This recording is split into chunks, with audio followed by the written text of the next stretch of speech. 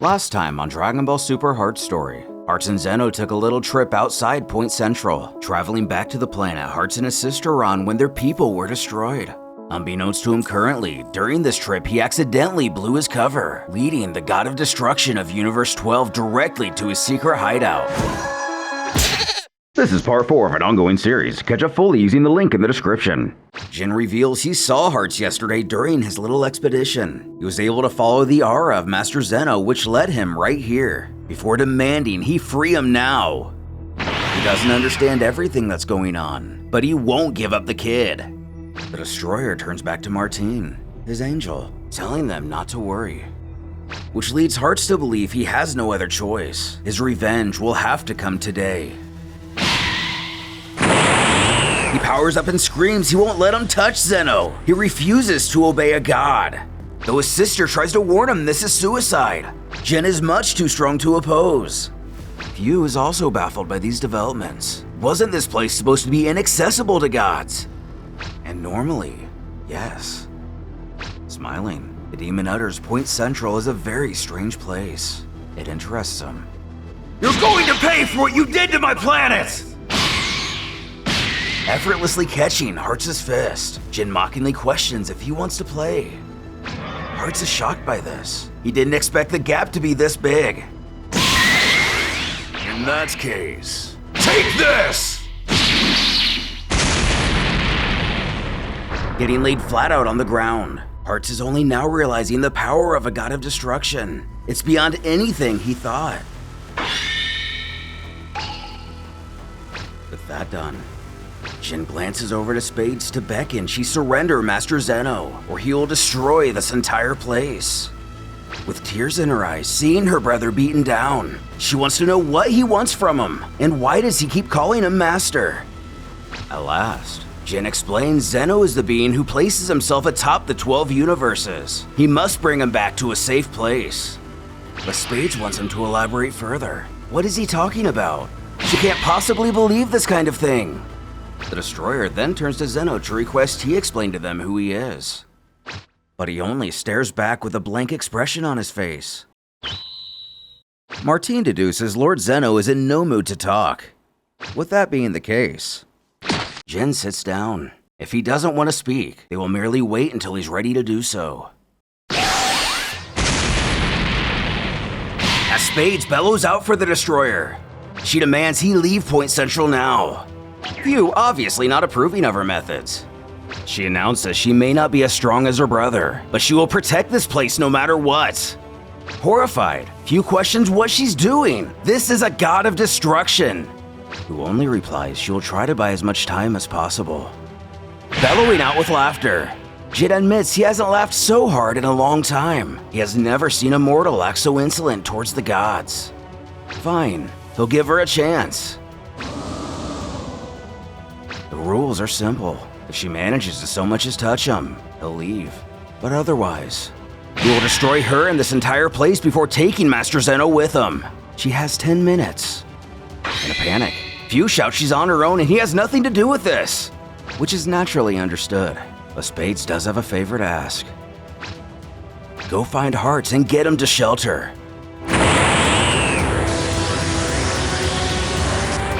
She thinks 10 minutes should be enough. Yu dashes away believing this could be the perfect opportunity.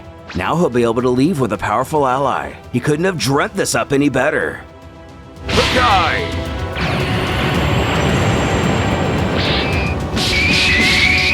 Spades tries to figure out what just happened. She couldn't feel his energy at all.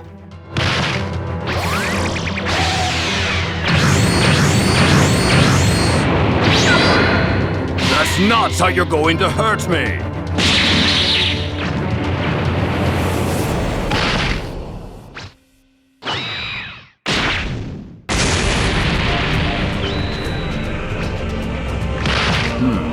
Nice shot.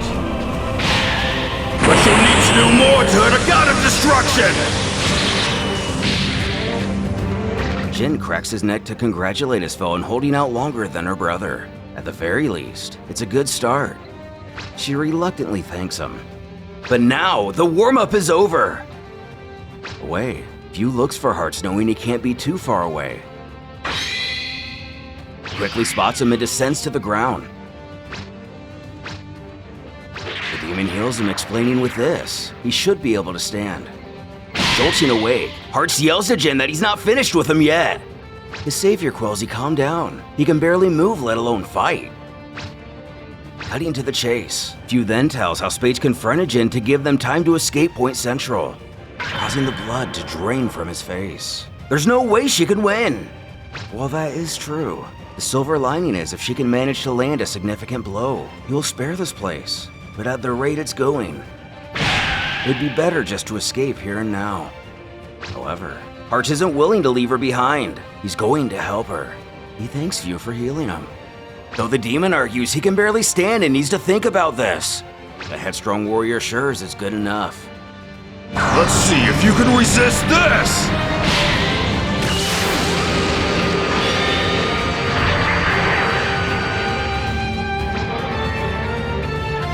With that massive attack, Jin is impressed to see she managed to dodge it at the last moment.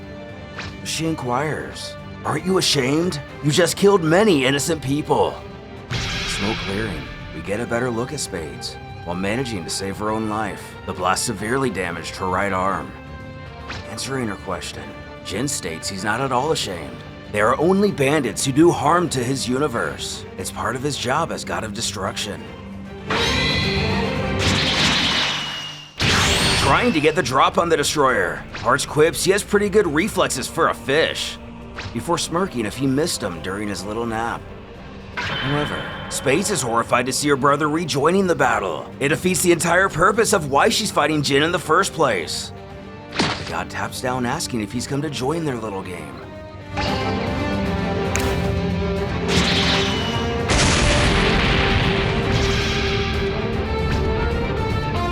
With the god distracted, Hearts is able to make a meaningful blast. The former chuckles if this is a game. Looks like he had a bit of beginner's luck. Spades then demands he leave Point Central in peace, as promised.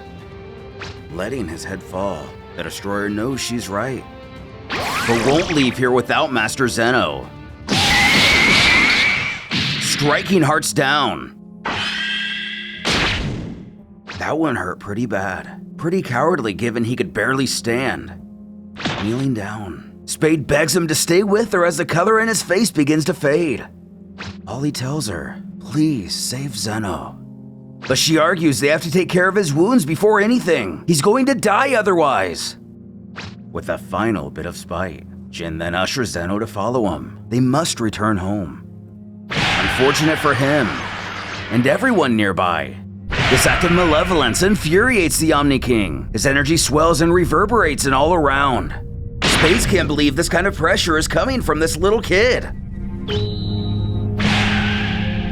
Going absolutely berserk, Zeno screams Jin dares hurt his friend.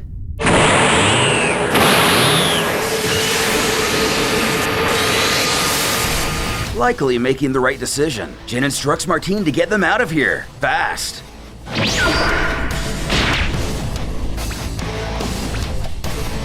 As it seems likely no one will survive the blind fury of the god of all, Spades places her brother in a protective barrier, wanting to do him one final service. Waking, he confusedly asks what's going, then spotting the tears running down her face. Shortly, he sees Zeno. Putting two and two together, he thinks this is impossible. He too is a god? How could he have not realized this before? That's why he was so strange. He trusted him.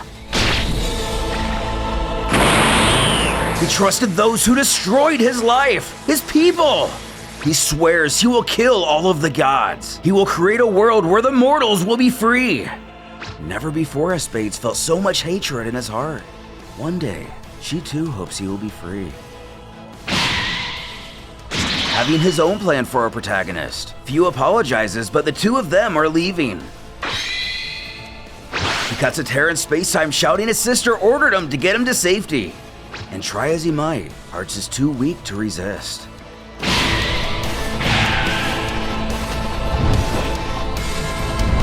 With that, Spades bids him a final farewell. telling her little brother to be strong.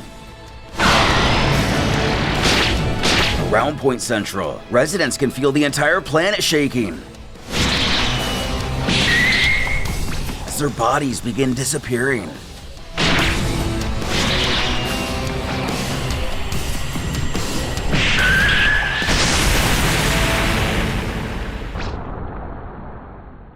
It's over.